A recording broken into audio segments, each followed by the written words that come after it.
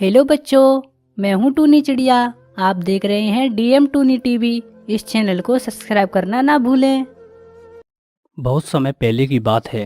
Amazon के जंगलों में एक जादुई नील पॉलिश का पेड़ था। उस पर बहुत सारी नील पॉलिश लगा करती थी। उन नील पॉलिश की खासियत ये थी कि जो भी चिड़िया उस नील पॉलिश को लगाती थी वो और भी ज़्यादा सुंदर हो जाती थी। लेकिन वो पेड़ काफ़ी ज़्यादा घमंडी था। उस पेड़ के चारों ओर दीवारें बनी हुई थीं जिससे हर कोई उसके पास नहीं आ पाता था। और वो पेड़ सिर्फ अमीर चिड़िया को ही नील पॉलिश दिया करता था। गरीब चिड़िया को अपने पास भी नहीं आने देता था। उसी जंगल में एक गरीब और बदसूरत चिड़िया रहा करती थी जिसका नाम टूनी था। एक दिन वो उस पेड़ के पास नील पॉलिश लेने आती है। पेड़ भैया, मुझे एक नेल पॉलिश दे दो। बहुत समय से मेरी शादी नहीं हो रही है क्योंकि मैं बहुत गरीब और बदसूरत हूँ। अरे हट बदसूरत चिड़िया, मैं तुझे कोई नेल पॉलिश नहीं देने वाला। चली जा यहाँ से। मेरी एक दोस्त ने तुम्हारे बारे में बताया था। मैं तुम्हारे पास बहुत आस लेकर आई हूँ। मुझे बस एक नेल पॉलिश दे दो। खुद की शक्ल देखी है आईने में? मैं तुझे एक भी नेल पॉलिश नहीं दूंगा। वैसे भी मुझे तुझ जैसी गरीब चिड़िया से नफरत है। चल भाग यहाँ से, वरना तेरी बदसूरती मुझ पर भी छड़ जाएगी। मुझे निराश मत करो। मैं तुम्हारे पास बहुत आस लेकर आई हूँ। मेरी शादी नहीं हो रही है और मेरी मम्मी पापा मेरी शादी को लेकर बहुत परेशान हैं। मैं उनका अब और दुख नहीं देख सकती। प्लीज मुझे एक नेल पॉलिश दे दो ना। नहीं नहीं, मैं तुम्हें नेल पॉलिश नहीं दे सकता। मेरा एक रूल है कि मैं सिर्फ अमीर चिड़िया को ही नेल पॉलिश देता हूँ, गरीब को नहीं। वो पेड़ उसकी काफी बेइज्जती करता है और उसे वहाँ से भगा देता है। फिर टूनी चिड़िया वहाँ से उदास होकर चली जाती है और उस पेड़ से थोड़ा सा दूर जाकर बैठ जाती है। और तभी वहाँ पर एक अमीर लड़की कौवी उड़न तस्तरी में आती है। पेड़ भैया, मैं जो हूँ, मैं टीटू सेठ की पत्नी हूँ। मैं आपके पास नेल पॉलिश लेने आई हूँ। मुझे प्लीज नेल पॉलिश दे दो। जो तुम जितनी चाहो उतनी नेल पॉलिश ले सकती हो। मैं वैसे भी किसी अमीर पक्षी को निराश नहीं करता। मैं अमीर पक्षियों को सब कुछ देता हूँ लेकिन गरीब को कुछ नहीं। वो देखो, वहाँ पर एक गरीब चिड़िया बैठी है। उसने नेल पॉलिश के लिए काफी विनती की थी लेकिन मैंने नहीं दी। ये कहकर वो दीवार को गायब कर देता है और फिर जोजो को भी अपनी मनपसंद की नेल पॉलिश ले जाती है और फिर वापस अपनी उड़न तस्तरी में बैठकर जाने लगती है। टूनी चिड़िया ये सब देख रही थी। उसने सोचा, क्यों ना मैं इस जोजो कौवी से कुछ नेल पॉलिश मांगूं। ये तो बहुत अमीर है, ये मुझे दे देगी। ये सोचकर टूनी चिड़िया उस उड़न तस्तरी का पीछा करने लगती है। जोजो की उड़न तस्तरी काफी तेज थी, इसलिए टूनी चिड़िया उसे रास्ते में नहीं रोक पाई। टूनी चिड़िया उसका पीछा करते करते एक दूसरे जंगल में पहुंच जाती है। फिर जोजो को भी अपनी उड़न तस्तरी के साथ अपने एक पेड़ की गुफा में पहुंच जाती है। टूनी चिड़िया गुफा से बाहर बैठी ये सब देख रही थी कि जोजो को भी एक बूढ़ी चिड़िया में बदल गई थी। अरे ये क्या हुआ? ये कौवी तो अभी बहुत जवान थी, ये बूढ़ी कैसे हो गई? टूनी चिड़िया देखती है कि जोजो नील पॉलिश लगा रही थी और देखते ही देखते वो कौवी जवान हो जाती है। अरे वाह, ये नेल पॉलिश तो कितनी शक्तिशाली है। इसने मुझे जवान बना दिया। अगर इस नेल पॉलिश में इतनी ताकत है तो उस पेड़ में कितनी ताकत होगी। अगर मैं उस पेड़ को जलाकर उसकी राख खा लूं तो मैं हमेशा के लिए सुंदर हो जाऊंगी। ऐसे खुश होकर वो हंसने लगती है। जोजो की ये सारी बातें टूनी चिड़िया सुन रही थी।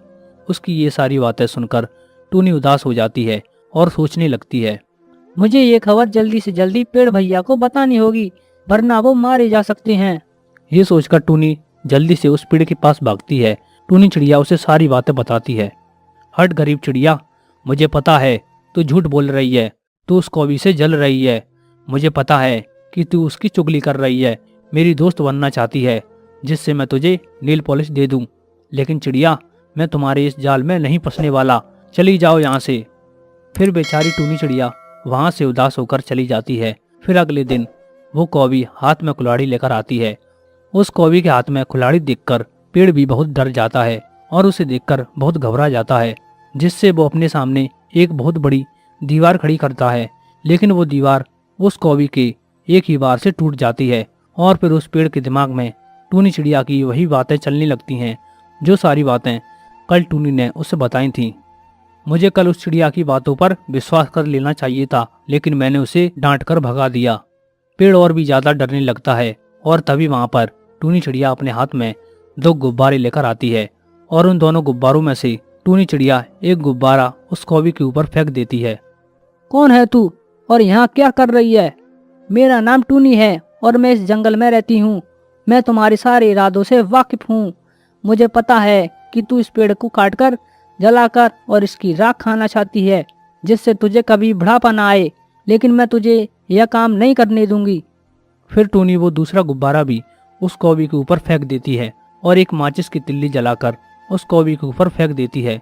देखते ही देखते वो जलकर राख हो जाती है और फिर वो पेड़ टूनी चिड़िया से माफी मांगता है और टूनी उसे माफ कर देती है। ये कहानी है रामपुर के जंगल की, जहाँ पर 4 दोस्त रहते थे जो कि एक दूसरे से कभी दूर नहीं रहते थे। वो चारों के चारों एक ही पेड़ पर रहते थे। वो सभी बहुत खुश थे। वो सब एक साथ ही भोजन की तलाश में जाते थे और सब साथ में ही वापस आते थे। लेकिन आज जब वो सब अपना भोजन लेकर आए तो बुलबुल का एक अंडा गायब था।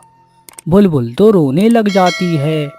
हे भगवान, मेरा क्या दोस्त था जो किसी जालिम ने मेरा अंडा उठा लिया। मैंने कितने सपने सजाए थे अपने अंडे के लिए, मगर किसी जालिम ने इस दुनिया में आने से पहले ही मेरे बच्चे को मार दिया। हे राम, उसका सत्यानाश हो। अरे पंछियों, आज जो बुलबुल के साथ हुआ है कल वो हमारे साथ भी हो सकता है।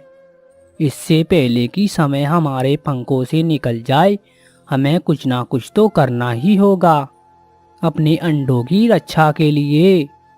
अरे मिट्टू भाई, हम कर भी क्या सकते हैं? भोजन की खोज में तो हमें जाना ही होता है और ऐसे में तो हम भूखे नहीं रह सकते ना। मीनू मौसी तो अब बहुत बूढ़ी हो गई है। हम ऐसा करते हैं कि मीनू मौसी को अपने घोंसले में ले आते हैं।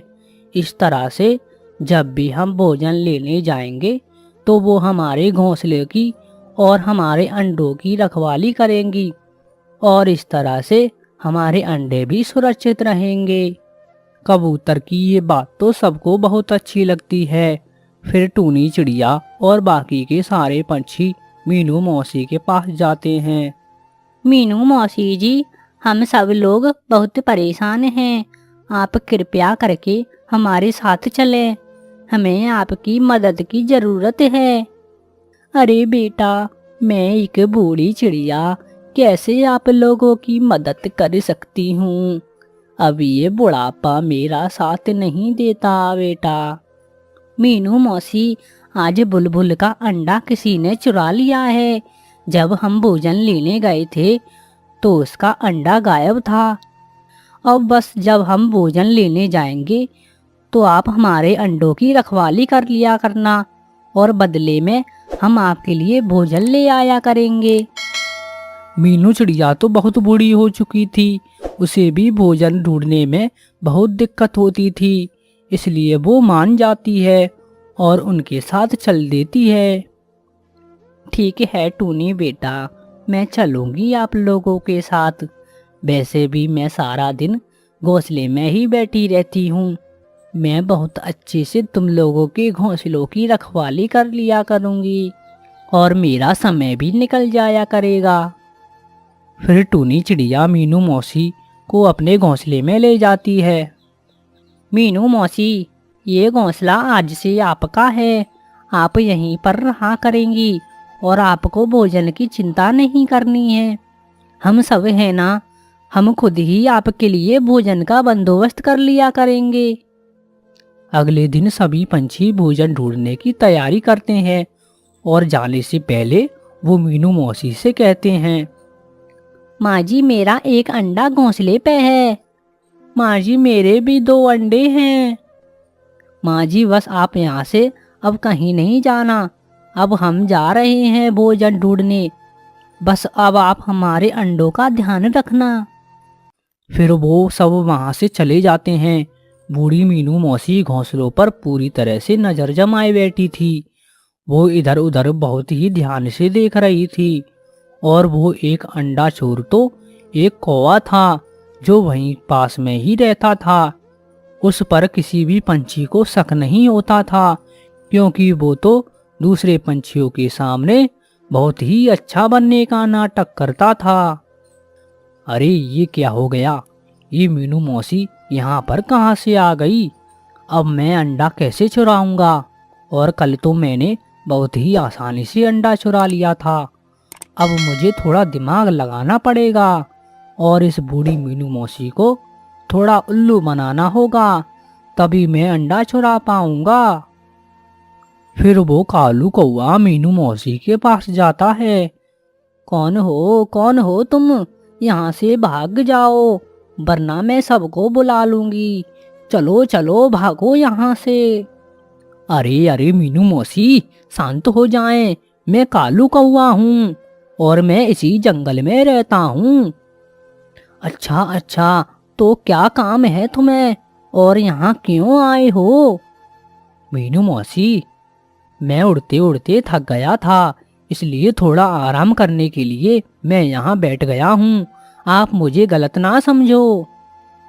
अरे तुम चालाक कौवे, यहाँ से चले जाओ और कहीं जाकर आराम करो। मैं अपने पंछियों के अंडों की रखवाली कर रही हूँ। जाओ यहाँ से।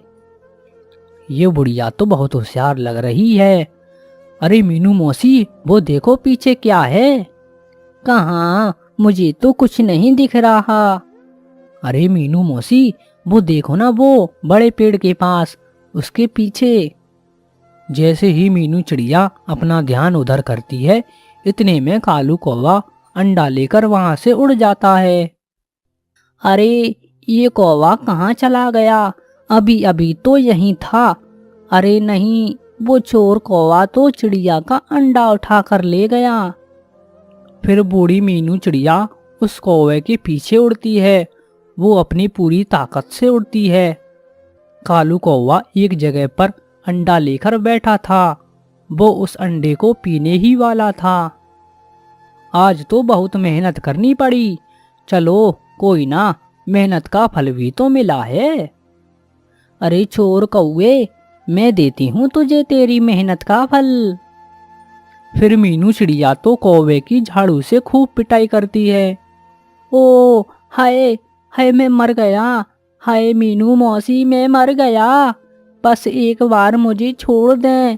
मैं वादा करता हूँ, मैं दोबारा चोरी नहीं करूँगा। मुझे छोड़ दो। हाय।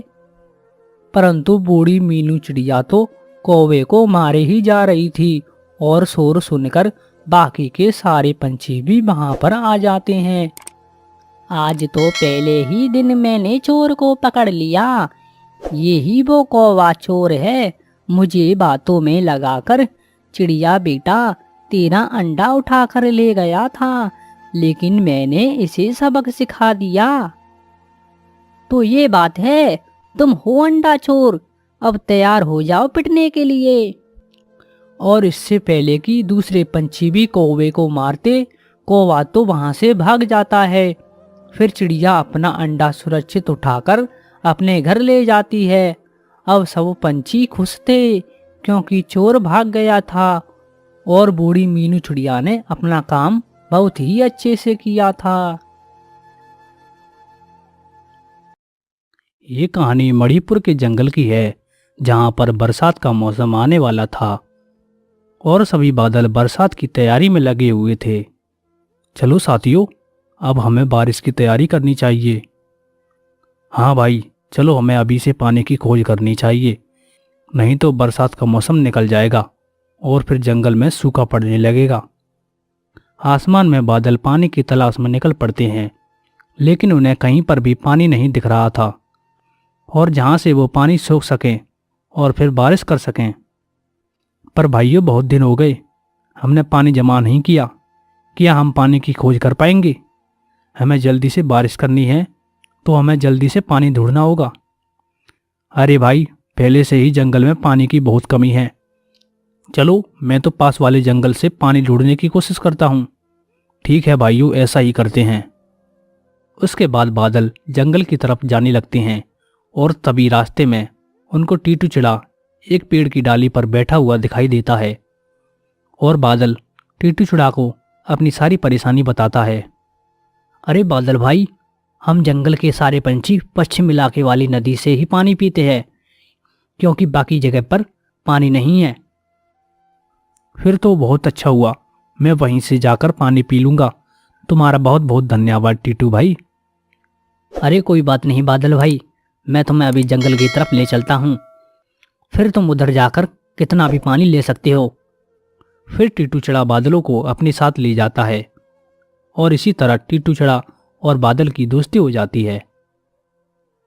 और उसी जंगल में एक टूनी नाम की चिड़िया अपने टूटे फूटे घोंसले में रहती थी और बरसात का मौसम नज़दीक होने के कारण सारे बादल आसमान में अपने अंदर पानी समाये घूम रहे थे।